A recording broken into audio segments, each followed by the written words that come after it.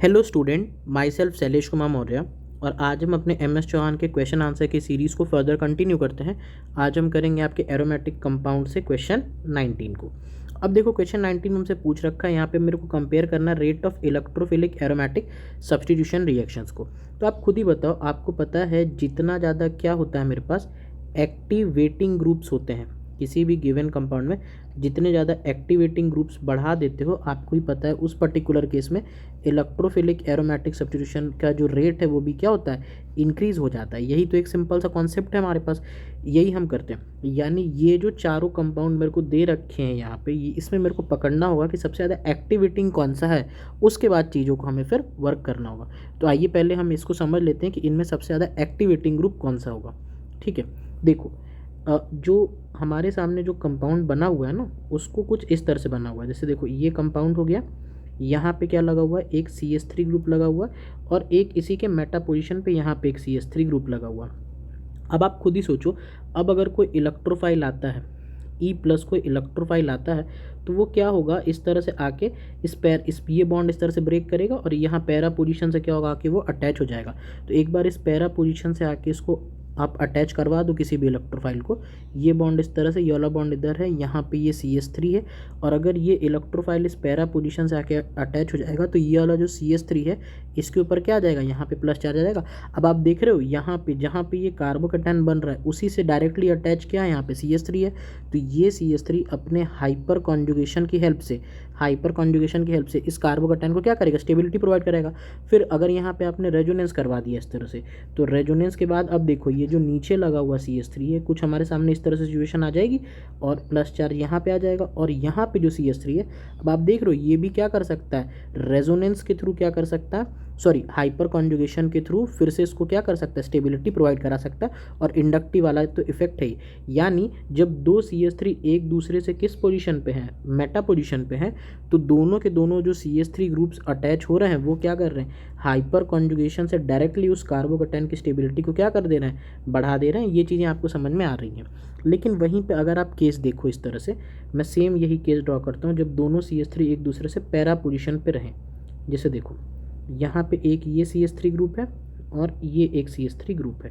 ठीक है, अब मान लो कोई इलेक्ट्रोफाइल इस तरह से आया, ठीक है, ये इलेक्ट्रोफाइल आया तो अब ये कहाँ पे अटैच होगा जाके, अब देखो ये इस तरह से मान लो इसके ऊपर अटैक करेगा तो देखो ये जो नीचे वाला CH3 है ये तो मान लो इसको कि ठीक है यहाँ पे ये कार्बोकैटायन बन गया, इस तरह से इसको स्टेबिलिटी ये प्रोवाइड करवा रहा है। ठीक है, ये यहाँ पे इलेक्ट्रोफाइल अटैच हो गया।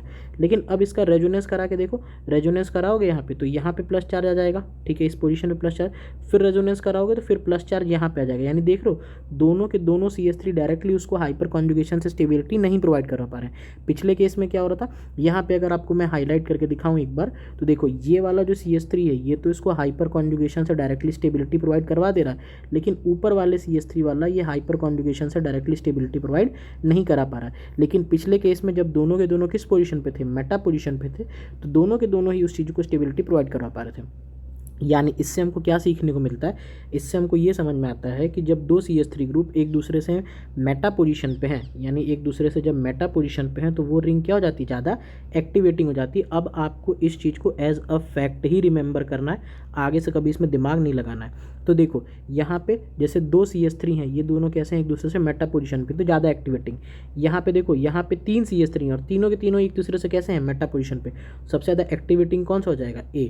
उसके बाद किसका नंबर आ जाएगा, फिर C का नंबर आ जाएगा, फिर किसका नंबर आएगा। अब इसमें देखो एक ही CH3 लगा, इसमें 2 CH3 लगे हुए हैं तो ये तो ज़्यादा एक्टिवेटिंग हो जाएगा ना, तो फिर आ जाएगा B का नंबर, फिर आ जाएगा D का नंबर। तो A C B D इस तरह से होना चाहिए। ऑप्शन क्या हो जाएगा, B इसका करेक्ट हो जाएगा। ठीक है, इस तरह से इस क्वेश्चन को अप्रोच करना था। मेरे को लगता है मैं अपनी बात आपको समझा पाया हूँगा। ठीक है, अब आ जाओ इस वाले क्वेश्चन 20 के अंदर। देखो क्वेश्चन 20 में भी क्या करना, रेट ऑफ नाइट्रेशन के हिसाब से क्या करना, अरेंज करना। नाइट्रेशन रिएक्शन भी किस कैटेगरी में फॉल होती है, इलेक्ट्रोफिलिक एरोमेटिक सब्स्टिट्यूशन की कैटेगरी में भी है। यानी इसमें भी वही कॉन्सेप्ट लगेगा कि जितने ज़्यादा एक्टिवेटर्स होंगे मेरा रेट भी क्या हो जाएगा, रिएक्शन का उतना ज़्यादा हो जाएगा। यही सिंपल सा कॉन्सेप्ट है। ठीक है, अब ज़रा ध्यान से देखो। अच्छा एक चीज़ मैं आपको और बता देता हूँ, यहाँ पे ये चीज़ समझ लो फिर उस क्वेश्चन पे वापस चलते हैं। आपने देखा होगा कि कोई सा भी अगर मैं रिएक्शन करवा रहा हूँ, ठीक है, कोई सा भी रिएक्शन है, जैसे मान लीजिए यहाँ पे इस तरह से इलेक्ट्रोफाइल आके अटैच हो चुका है और ये H है, तो लास्ट स्टेप में होता क्या है, लास्ट स्टेप में होता क्या है कि इसी H का एब्स्ट्रैक्शन होता है, ये बॉन्ड ब्रेक करता है और यहाँ पे जो रिंग होती है अपनी एरोमेटिसिटी को क्या करती है, गेन कर लेती है। यही तो होता है ओवरऑल हमारे इलेक्ट्रोफिलिक एरोमेटिक सब्स्टिट्यूशन में। तो जो लास्ट स्टेप होता है ना, उसमें इस H का एब्स्ट्रैक्शन होता है और ये रिंग अपनी एरोमेटिसिटी फिर से गेन कर लेती है। लेकिन ये जो लास्ट स्टेप होता है ना सर, ये आपका फास्ट स्टेप होता है, ये कोई रेट डिटरमाइनिंग स्टेप नहीं होता है। तो यहाँ पे मैं हाइड्रोजन रखूँ, ड्यूटेरियम रख दूँ, ट्रिटियम रख दूँ, कुछ भी रख दूँ, ये तो फास्ट स्टेप में हो रहा है ना। जो चीज़ फास्ट स्टेप में होती है क्या वो रेट पे हमारे असर डालती है क्या? नहीं, वो तो चीज़ हमारे रेट पे असर डालती ही नहीं है। तो ये चीज़ हमको यहाँ पे समझने की ज़रूरत थी, ठीक है। अब ज़रा ध्यान से देखना, अब यहाँ पे देखो, अब देखो सबसे ज़्यादा डीएक्टिवेटर कौन सा है, सबसे ज़्यादा एक्टिवेटिंग में मिथाइल है, तो इसका नंबर सबसे पहले आएगा। तो चलो बी को तो सबसे पहले आना ही फिक्स है। अब ये NO2 है, हमको पता है ये तो दुनिया का सबसे बेकार डीएक्टिवेटर है, तो डी को तो उठा के लास्ट में ही फेंक देते हैं। अब देखो यहाँ पे हर जगह ड्यूटेरियम लगा हुआ है और ये बेंजीन है ना, तो ऑब्वियस ही बात है हर जगह क्या लगा हुआ, हाइड्रोजन लगा हुआ इस तरह से। तो मैंने आपको बताया हाइड्रोजन लगाओ या ड्यूटेरियम लगाओ, कोई फ़र्क है क्या उन चीज़ों में? नहीं। क्यों? क्योंकि वो तो फास्ट स्टेप में होते हैं, स्लो स्टेप में थोड़ी आ रहे हैं। तो यानी ए और सी का रेट क्या हो जाएगा, बराबर। तो बी के बाद किसका नंबर आ जाएगा, ए इज इक्वल्स टू सी कर दोगे, फिर जो बच गया ये ई वाला आ जाएगा, तो बी ए सी ई डी। तो इस तरह का देख लो कौन सा ऑप्शन है, मेरे हिसाब से बी ऑप्शन आपका इस तरह से दे रखा है, तो आपका करेक्ट हो जाएगा, ठीक है। तो मेरे को लगता है मैं आपको अपनी बात समझा पाया हूँगा, ठीक है। चलो नेक्स्ट क्वेश्चन देखते हैं, द रेट ऑफ नाइट्रेशन। अब देखो इसमें भी आपको कोई कन्फ्यूज़न नहीं आएगी, देख रहे हो एक्टिवेटर, यहाँ भी मिथाइल, यहाँ भी मिथाइल, यहाँ भी मिथाइल, सब जगह मिथाइल।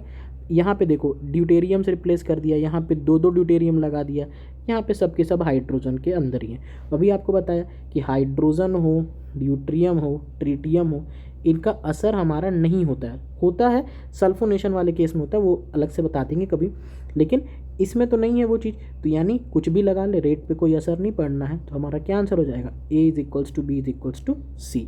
तो इस तरह के क्वेश्चन खूब आपके जेईई मेन में पूछे ही जाते हैं, तो इसको थोड़ा फोकस करके देखते रहना, ठीक है। नेक्स्ट क्वेश्चन करते हैं। अब देखो ये मेरे को एक कंपाउंड दे दिया है और इसका मेरे को major product of the reaction बताना है, ठीक है। यहाँ पे मेरे को मेजर प्रोडक्ट बताना है इस रिएक्शन का, और मेरे सामने कुछ इस तरह का यहाँ पे एक कंपाउंड बना के इन्होंने रखा है। अब इसको कैसे सॉल्व करेंगे, तो देखो इसका सिंपल सा आंसर आएगा। इसको सॉल्व करने का तरीका जो होगा वो होगा हाइपर कॉन्जुगेशन से ही इसको हम सॉल्व कर सकते हैं, ठीक है। मैं इसको एक और पेज पे फ्रेश फिगर बनाता हूँ, फिर इसको हम समझते हैं किस तरह से इसको हम सॉल्व करेंगे, ठीक है। देखते हैं, चलो जो हमारे सामने कंपाउंड है वो कुछ इस तरह से है। देखो जो पीछे फिगर अभी हमने देखा वो कुछ हमको इस तरह से बना हुआ है। यहाँ से एक ग्रुप निकला हुआ है जिससे 3 CH3 अटैच है, यहाँ पे ये एक 5 मेंबर्ड की रिंग है और यहाँ से 2 CH3 अटैच है। अब एक बात बताओ, आप बेंजीन के ऊपर इस तरह से ये जो रिंग है ना, रिंग के ऊपर जब आप CH3 लगाते हो इस तरह से, यहाँ पे आप CH3 लगाते हो, आप इसको क्या बोलते हो, आप इसको एक्टिवेटिंग बोलते हो। इस CH3 को आप क्या बोलते हो सर, इसको आप बोलते हो इस CH3 ने मेरे इस बेंजीन रिंग को क्या कर दिया है, आप बोलते हो एक्टिवेट कर दिया है। तो एक्टिवेट कैसे कर रहा है ये CH3, आपने सोचा ये CH3 को एक्टिवेटिंग क्यों बोल रहे हैं? ये CH3 एक्टिवेटिंग होता है क्यों, बिकॉज ऑफ हाइपर कॉन्जुगेशन। ये हाइपर कॉन्जुगेशन शो करता है, इसी वजह से रिंग को क्या करता है, ये एक्टिवेट कर पाता है। आप देखो यहाँ पे ये जो कार्बन है, ठीक है, ये जो कार्बन है इससे 3 CH3, क्या इसके पास कोई अल्फ़ा हाइड्रोजन है क्या? इसके पास कोई भी अल्फ़ा हाइड्रोजन इक्वल्स टू 0 है, तो ये तो एक्टिवेट कर ही नहीं रहा। तो जिस हिसाब से आप सोच रहे थे कि CH3 मेरा एक्टिवेटिंग होता है, वो चीज़ तो ये कर ही नहीं सकता। क्यों? क्योंकि अल्फ़ा हाइड्रोजन ही 0 है, तो इसका मतलब है यहाँ पे हाइपर कॉन्जुगेशन नहीं हो पाएगा, ठीक है। तो इसके हिसाब से डिसीजन लेना है। चलो अब सर्च करते हैं एक्टिवेटिंग चीज़ें कहाँ कहाँ पे पड़ी हुई हैं। अब देखो ये जो कार्बन है इसके पास में क्या है, इस तरह से 2 अल्फ़ा हाइड्रोजन है और इस वाले कार्बन के पास तो 0 अल्फ़ा हाइड्रोजन है, यानी न तो ये एक्टिवेट कर पा रहा है न ही ये एक्टिवेट कर पा रहा है। ये दोनों के दोनों बस क्या कर सकते होंगे, इंडक्टिव इफेक्ट शो कर सकते होंगे, लेकिन ये वाला हाइपर कॉन्जुगेशन शो करेगा। और आपको पता है हाइपर कॉन्जुगेशन ज़्यादा डोमिनेटिंग होता है ओवर इंडक्टिव इफेक्ट, तो डिसीजन इसके हिसाब से लिया जाएगा।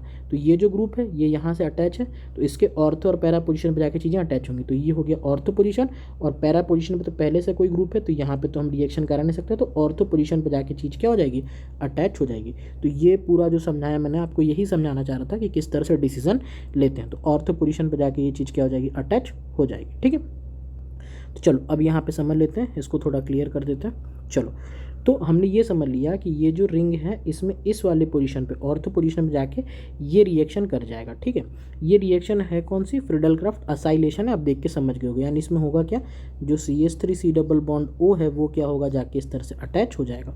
तो आप देख सकते हो जो ऑप्शन सी है यहाँ पे क्या कर दिया इन्होंने, इस तरह से अटैच कर दिया। तो हमारा कौन सा आंसर करेक्ट हो जाएगा, ऑप्शन सी हमारा करेक्ट हो जाएगा। ठीक है, तो यही थे कुछ क्वेश्चन हमारे आपके MS चौहान के, जिसको अभी मैंने डिस्कस किया, और मैं धीरे धीरे वर्क कर रहा हूँ आपके सॉल्यूशंस के ऊपर।